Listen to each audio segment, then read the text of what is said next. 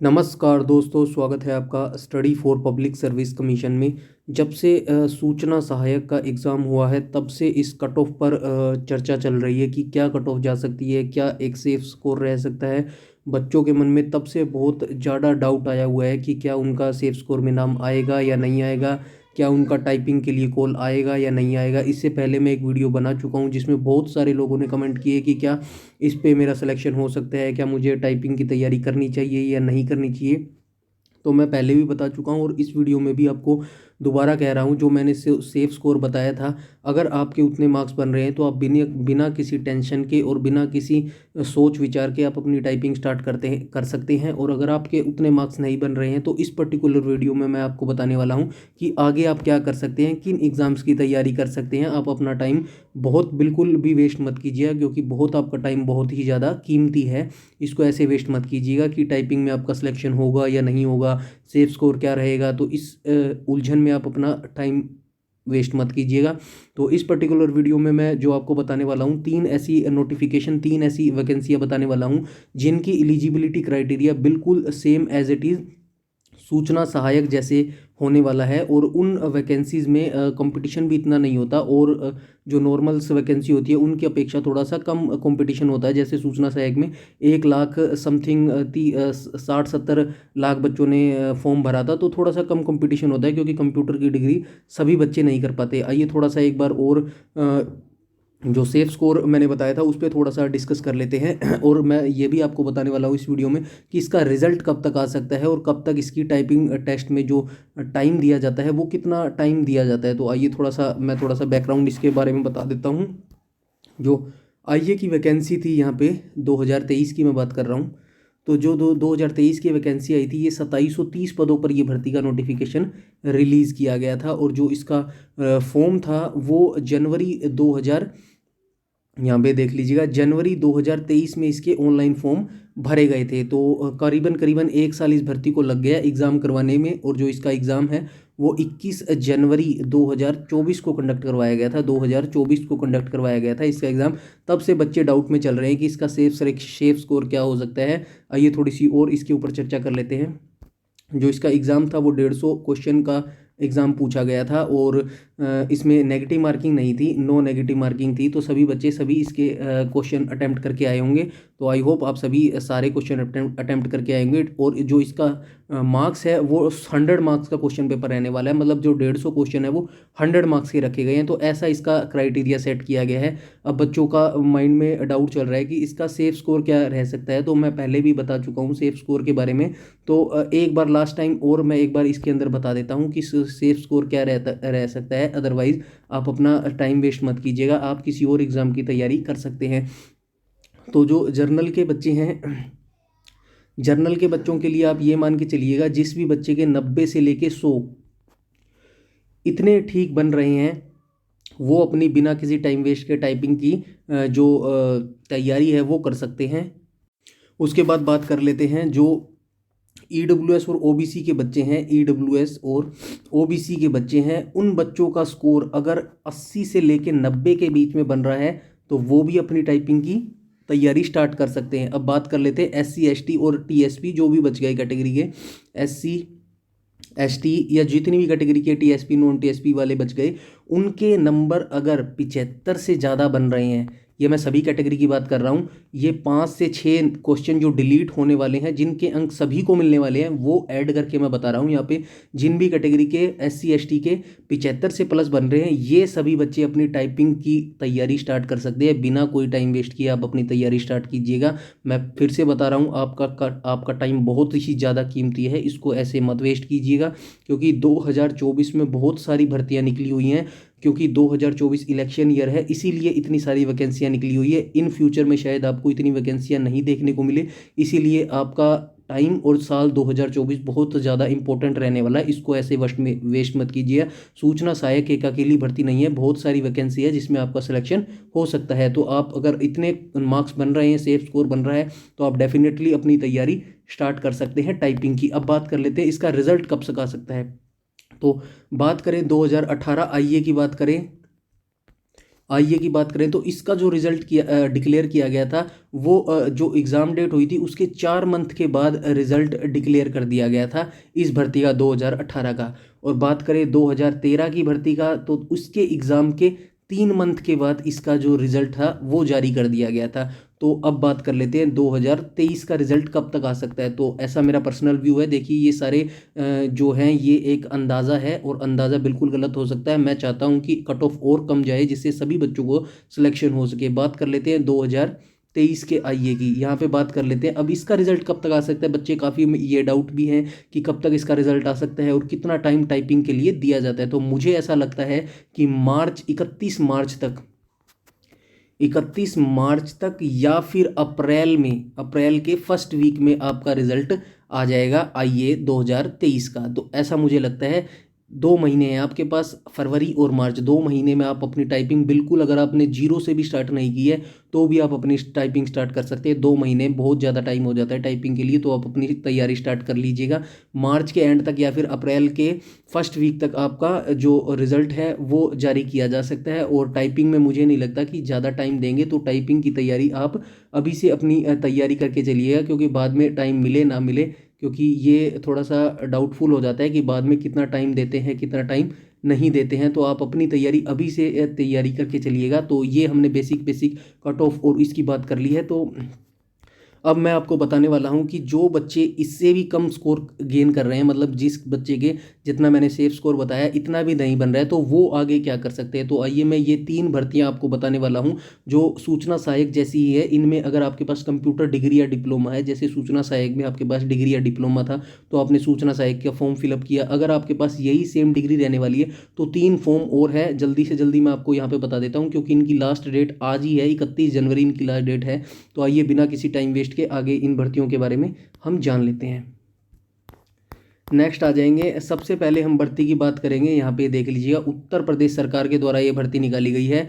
और यहाँ पे देख लीजिए विधानसभा लखनऊ उत्तर प्रदेश। और यहाँ पे जो विज्ञप्ति निकाली गई है, यहाँ पे देख लीजिएगा जो पोस्ट निकाली गई है, ये देख लीजिएगा उत्तर प्रदेश पुलिस में कंप्यूटर ऑपरेटर ग्रेड ए के पदों पर ये भर्ती का नोटिफिकेशन निकाला गया था 2023 में। काफ़ी अच्छी पोस्ट होती है कंप्यूटर ऑपरेटर की, सिटिंग जॉब होती है, डेस्क जॉब होती है, फील्ड की जॉब नहीं होती और काफ़ी अच्छी जॉब होती है। अगर आप एलिजिबिलिटी रखते हैं तो आज इसकी लास्ट डेट है, जल्दी से जल्दी ये फॉर्म फिलअप कर लीजिएगा। अभी वेबसाइट बहुत अच्छी चल रही है, मैंने एक स्टूडेंट्स का फॉर्म फिलअप भी किया। आइए थोड़ा सा इसके बारे में जान लेते हैं। उत्तर प्रदेश पुलिस में पुरुष एवं महिलाओं के लिए कंप्यूटर ऑपरेटर ग्रेड ए के पदों पर 5200 से 20,000 ग्रेड पे 2400 नए वेतन में मैट्रिक्स 25,000 रुपये इसके अंदर सैलरी मिलने वाली है। निम्नलिखित पदों को ऑनलाइन आवेदन आमंत्रित किया गया है। तो ये देख लीजिएगा मेल और फीमेल दोनों इस वैकेंसी को फिलअप कर सकते हैं। आइए थोड़ा सा और जान लेते हैं इसके बारे में। अनारक्षित की यहाँ पे देख लीजिएगा 381 पोस्ट है, ईडब्ल्यूएस की 91 पोस्ट है, अन्य पिछड़ा वर्ग ओबीसी की 249 पोस्ट है, अनुसूचित जाति की 193 पोस्ट है और जो अनुसूचित जनजाति है उनकी 16 पोस्ट है। और टोटल 930 पदों पर ये कंप्यूटर ऑपरेटर की भर्ती का नोटिफिकेशन निकाला गया है। तो आइए थोड़ा सा और जानने की कोशिश करते हैं इसके बारे में। परीक्षा के पूर्व किसी भी समय रिक्तियों की संख्या परिवर्तित की जा सकती है, वैकेंसी इंक्रीज या डिक्रीज की जा सकती है, ये बताया गया है। ऑनलाइन आवेदन कब से शुरू हुए थे ये बता देता हूँ मैं आपको। जो 7 जनवरी से इसके ऑनलाइन फॉर्म स्टार्ट हुए थे और जो लास्ट डेट थी वो 28 जनवरी रखी गई थी, बट 28 जनवरी को लास्ट डेट एक्सटेंड का नोटिफिकेशन आ गया था। तो लास्ट डेट अब 31 जनवरी 2024 है। तो आप जल्दी से जल्दी इस फॉर्म को भर लीजिएगा, आज इसकी लास्ट डेट है और कल फीस कटवाने की लास्ट डेट है। तो जल्दी से जल्दी इस फॉर्म को भर लीजिएगा अगर आप भरना चाहते हैं, इंटरेस्टेड है, यूपी पुलिस के अंदर जॉब करना चाहते हैं। तो काफ़ी अच्छी पोस्ट है। आइए इसकी एलिजिबिलिटी क्राइटेरिया की बात करें तो मान्यता प्राप्त बोर्ड से इंटरमीडिएट परीक्षा भौतिक शास्त्र और गणित विषयों में साथ उत्तीर्ण होना आवश्यक है। तो आपने अगर +2 भौतिक शास्त्र और गणित से पास की है तो आप इस फॉर्म को भर पाएंगे।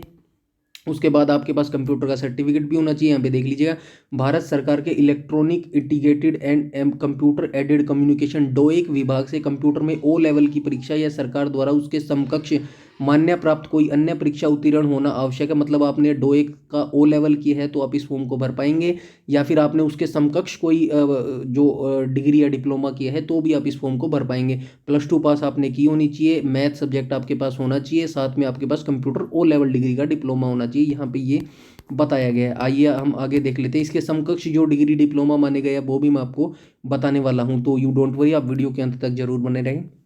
यहाँ पे देख लीजिए, आवेदन करते समय अभ्यर्थी को अपेक्षित शैक्षणिक अर्हता अवश्य धारित करनी चाहिए। मतलब लास्ट जो डेट रखी गई है इसकी 31 जनवरी तक आपके पास ये सारी एलिजिबिलिटी क्राइटेरिया होनी अनिवार्य है। ये थोड़ी सी प्रेफरेंस को दी जाएगी लोगों को, ये यहाँ पे देख लीजिएगा। राष्ट्रीय कैडेट कोर बी प्रमाण पत्र जिस भी बच्चे ने किया होगा, यहाँ पे ये देख लीजिएगा। प्रादेशिक में जिसने 2 वर्ष की अवधि तक काम किया होगा, या फिर राष्ट्रीय एनसीसी का बी प्रमाण पत्र आपके पास होगा, तो आपको थोड़ी सी छूट दी जाएगी, प्रेफरेंस दी जाएगी। तीसरा देख लेते हैं, केंद्र व राज्य सरकार द्वारा मान्यता प्राप्त किसी संस्थान से कंप्यूटर हार्डवेयर या कंप्यूटर नेटवर्किंग का पाठ्यक्रम सफलतापूर्वक उत्तीर्ण किया होगा, तो भी इनको थोड़ी सी प्रेफरेंस दी जाएगी। ये थोड़ा सा यहाँ पे बताया गया है। अधिमान्य अर्थ हम ऊपर देख चुके हैं। आयु की बात कर लेते हैं, यहाँ पे देख लीजिएगा। अभ्यर्थी ने दिनांक 1/7/2023 को 18 वर्ष की आयु प्राप्त कर ली हो और 28 वर्ष से अधिक की आयु प्राप्त न की हो, तो 18 से 28 वर्ष इसके अंदर एज मांगी गई है। और जो आपकी एज की काउंटिंग है वो 1/7/2023 से काउंट की जाएगी, तो 18 से 28 इसके अंदर एज मांगी गई है। तो ये काफ़ी अच्छी गोल्डन अपॉर्चुनिटी हो सकती है बच्चों के लिए। भर्ती की प्रक्रिया की बात करें तो लिखित परीक्षा आपसे ली जाएगी। देख लीजिएगा किन किन परीक्षाओं में ली जाएगी, आइए थोड़ा सा देख लेते हैं। लिखित परीक्षा वस्तुनिष्ठ प्रकार की ऑनलाइन होगी और सीबीटी आपका ऑनलाइन कंप्यूटर बेस्ड आपका टेस्ट लिया जाएगा। परीक्षा 2 घंटे की होगी, 2 घंटे का आपको समय दिया जाएगा। 160 प्रश्न होंगे टोटल, प्रत्येक प्रश्न 1.25 अंक का होगा। परीक्षा का कुल 200 अंक की होगी। लिखित परीक्षा सामान्य ज्ञान आपसे पूछा जाएगा, मानसिक अभिरुचि रीजनिंग पूछी जाएगी, तर्क शक्ति रीजनिंग लॉजिकल पूछी जाएगी, कंप्यूटर विज्ञान आपसे कंप्यूटर भी पूछा जाएगा। तो संबंधित ये सारे सब्जेक्ट आपसे पूछे जाएंगे। टोटल 160 क्वेश्चन पूछे जाएंगे, जो कि 200 मार्क्स के रहने वाले हैं और एक क्वेश्चन 1.25 अंक का रहने वाला है। तो ये यहाँ पे थोड़ा सा बता दिया गया है। तो आइए हम आगे देख लेते हैं। ये डिग्रियां बताई गई हैं सरकार के द्वारा किन किन को डोएक के लेवल माना जाएगा। ये यहाँ पे देख लीजिए, DOAP, DOMA, ADC, ADCA, ये सारी यहाँ पे बताई गई है। ओ लेवल के इक्विवेलेंट माना जाएगा। यहाँ पे देख लीजिएगा, ADCH, ADCP, DCP, DCF, DCS, DCT, DIP, DISA, DISM, DIT, तो ये सारी डिग्री देख लीजिएगा। डिप्लोमा अगर आपने किया है तो इनमें से कोई सा भी आपने डिप्लोमा किया है तो आप ये फॉर्म को भर पाएंगे। ये सारे ओ लेवल के समकक्ष माने गए हैं।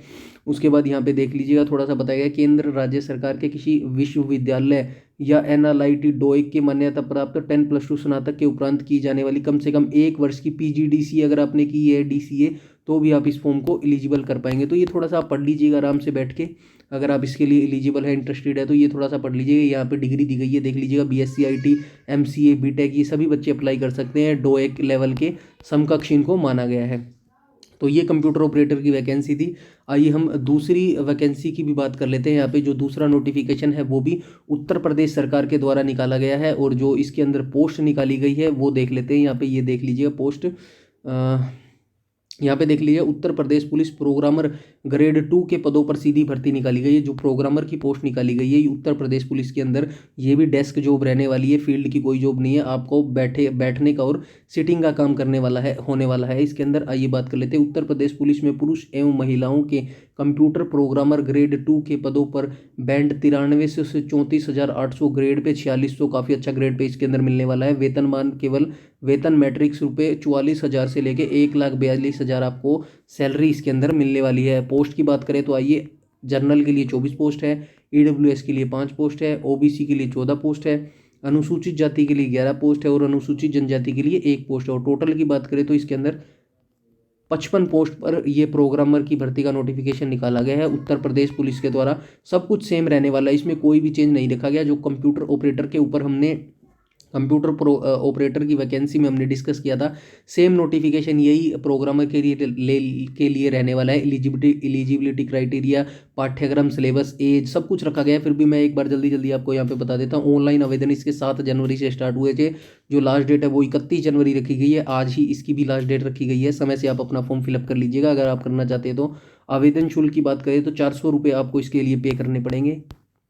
शैक्षिक अर्हता की बात करें तो सेम रखा गया है। यहाँ पे देख लीजिएगा, विधि द्वारा किसी विश्वविद्यालय स्नातक उपाधि या फिर उसके द्वारा समकक्ष मतलब ग्रेजुएशन आपको पास होनी चाहिए। भारत सरकार के department of electronics educated in computer and communication DOEACC विभाग से कंप्यूटर में A लेवल की परीक्षा सरकार द्वारा उसके समकक्ष या फिर उत्तीर्ण की आवश्यक होनी चाहिए। तो ग्रेजुएशन के साथ आपको डोएक लेवल का आपके पास वो जो क्या बोलते हैं उसको डिप्लोमा होना अनिवार्य है। तो ये यहाँ पे बताया गया है। तो यहाँ पे देख लीजिएगा, आवेदन अभ्यर्थी अपीयरिंग पात्र नहीं होंगे, तो अपीयरिंग वाला बच्चा यहाँ पे फॉर्म नहीं भर सकता। तो ये आप देख लीजिएगा। यहाँ पे आयु की बात करें तो सेम रखी गई है, 1/7/2023 से आपकी एज काउंट की जाएगी। 21 वर्ष आयु मिनिमम रखी गई है और 30 वर्ष आयु मैक्सिमम रखी गई है। आप ये थोड़ा सा देख लीजिएगा।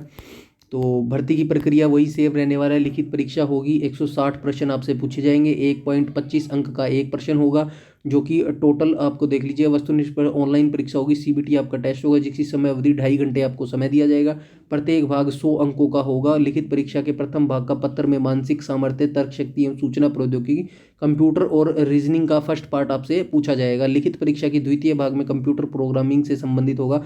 जो दूसरा प्रश्न पत्र आपसे पूछा जाएगा वो कंप्यूटर प्रोग्रामिंग से पूछा जाएगा। ये यहाँ पे थोड़ा सा बता दिया गया है। आइए हम आगे चलते हैं। तो ये जो दो भर्ती थी जो मैंने बताई, उत्तर प्रदेश पुलिस के द्वारा निकाली गई है। पहली कंप्यूटर ऑपरेटर थी, मैं यहाँ पे बता भी देता हूँ, कंप्यूटर ऑपरेटर। और जो सेकंड भर्ती थी वो थी प्रोग्रामर की,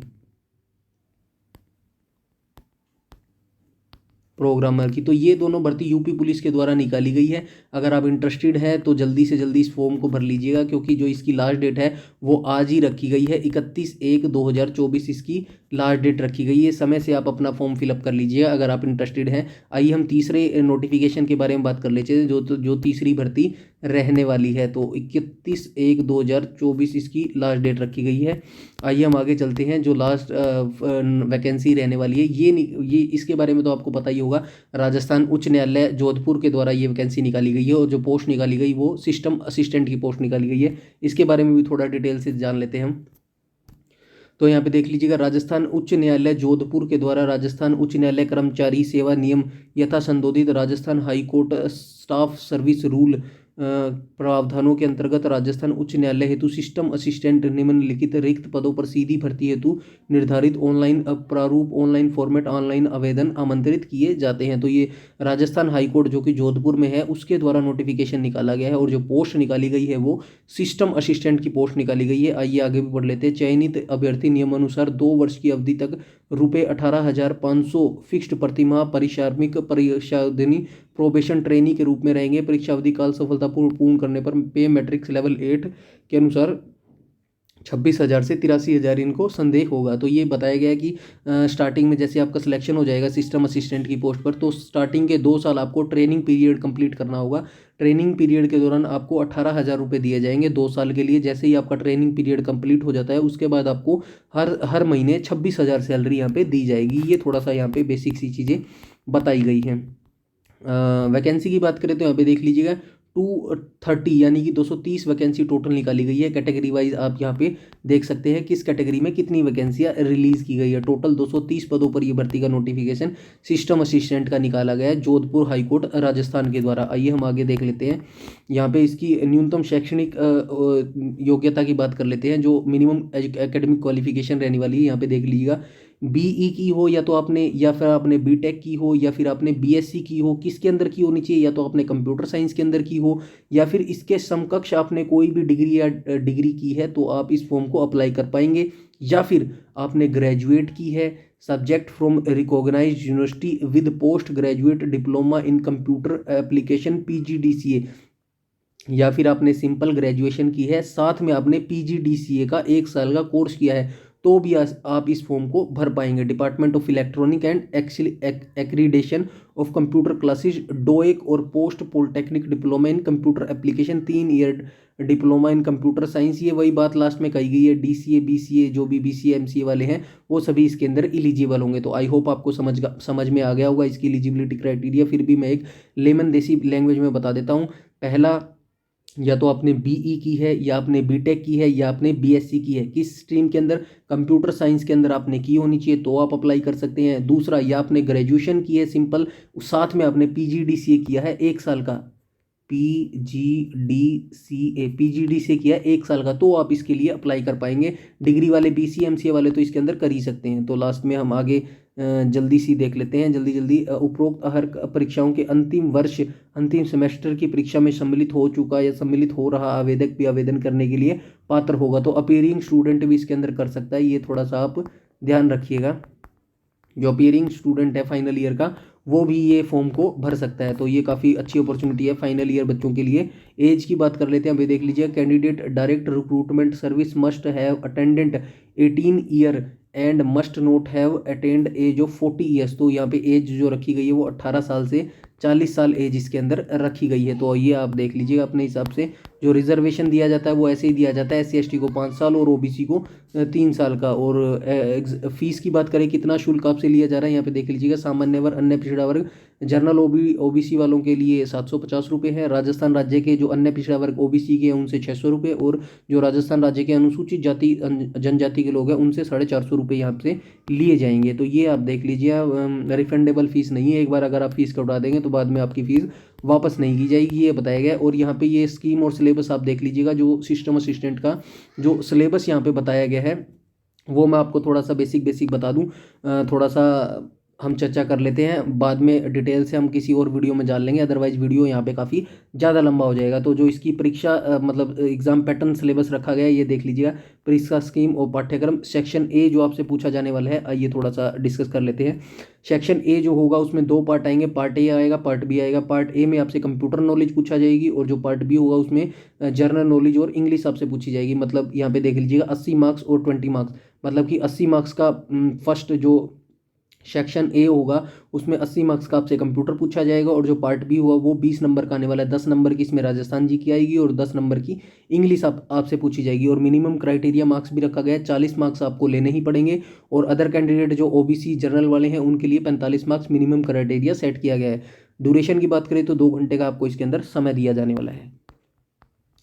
लिखित परीक्षा आयोजन की विधि, मेथड कंडक्टिंग रिटर्न एग्जामिनेशन देख लेते हैं, ये हम देख भी चुके हैं। Part A and part B आपसे पूछा जाएगा। 80 और 20 मार्क्स के पार्ट 2 आपसे पूछे जाएंगे, section A section B. Choice of question alternate, मतलब ऑब्जेक्टिव टाइप आपसे क्वेश्चन पूछा जाएगा। Written test will be conduct through OMR, offline आपका एग्जाम होने वाला है। There shall be no negative marking, कोई भी इसके अंदर नेगेटिव मार्किंग नहीं है। तो ये आप देख लीजिएगा, सूचना सहायक की तरह इसके अंदर भी कोई नेगेटिव मार्किंग नहीं रखी गई है। Mark obtain in the written test shall be contain in the final process of selection, जो रिटर्न एग्जाम होगा उसी के आधार पर आपका फाइनल सिलेक्शन किया जाएगा। तो आइए बात कर लेते हैं, syllabus of written test shall be as under.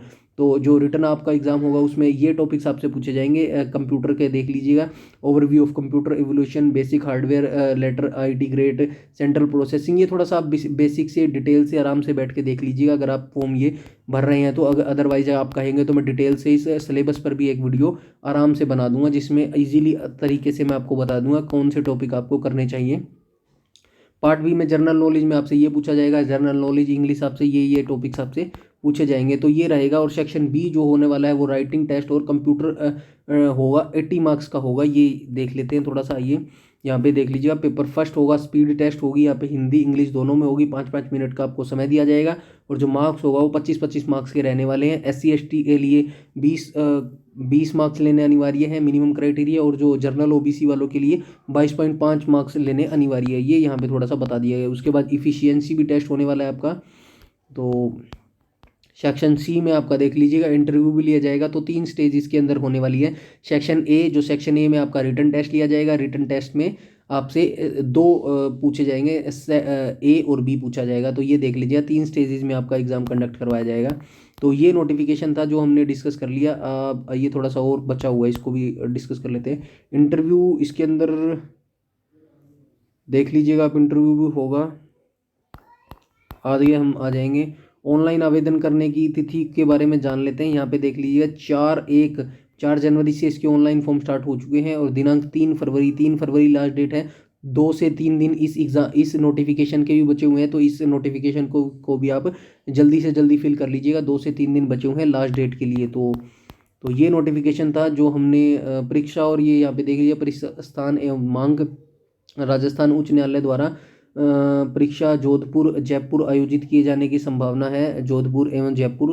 परंतु अधिक संख्या आवेदन प्राप्त होने की दशा में परीक्षा अन्य संभावित जिला में आयोजित कराई जा सकती है। तो ये थोड़ा सा बता दिया गया है। एडमिट कार्ड आपके ऑफिशियल वेबसाइट पर डाल दिए जाएंगे। तो ये बताया गया है, आप अपना देख लीजिएगा। मैं एक बार फिर से बता देता हूँ, सिस्टम असिस्टेंट के लिए 3 स्टेजेस में आपका एग्जाम कंडक्ट करवाया जाएगा। पहले में आपका रिटन एग्जाम होगा, दूसरे में आपका जो टाइपिंग टेस्ट होगी वो होगा, और तीसरे टेस्ट में आपका इंटरव्यू कंडक्ट करवाया जाएगा। तो ये 3 भर्तियां थी जो मैंने आपको बताई। उत्तर प्रदेश में 2 भर्तियां निकली हुई हैं, कंप्यूटर ऑपरेटर और अपना प्रोग्रामर की वैकेंसी निकली हुई है। तो ये फॉर्म आप भर सकते हैं ज़रूर।